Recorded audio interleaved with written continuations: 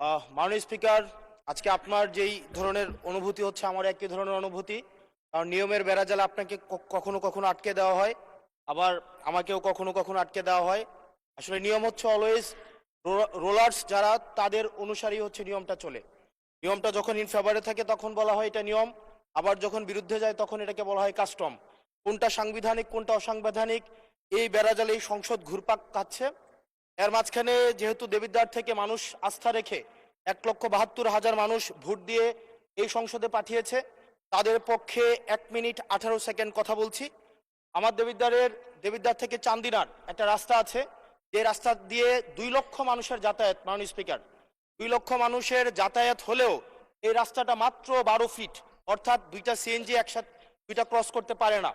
আমাদের ওখানে 11টা ইউনিয়নের মধ্য দিয়ে রাস্তাটা গিয়েছে। এই রাস্তাটাকে যদি আমরা প্রসারিত করতে পারি তাহলে ওই ইউনিয়নগুলোতে আমরা শিল্প এবং বিভিন্ন ধরনের আমরা হচ্ছে কোল্ড স্টোরেজ, আমরা কর্মসংস্থানের ব্যবস্থা করতে পারবো।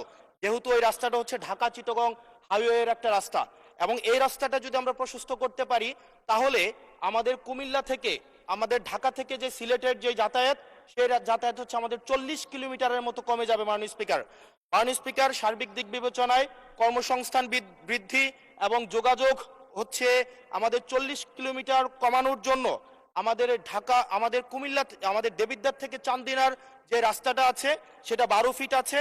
এটাকে প্রশস্ত করে এটাকে হাইওয়ে করার জন্য মাননীয় স্পিকার আপনার মাধ্যমে সংশ্লিষ্ট মন্ত্রণালয়কে অনুরোধ জানাচ্ছি।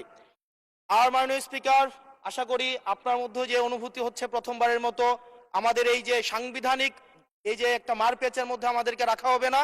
আমাদের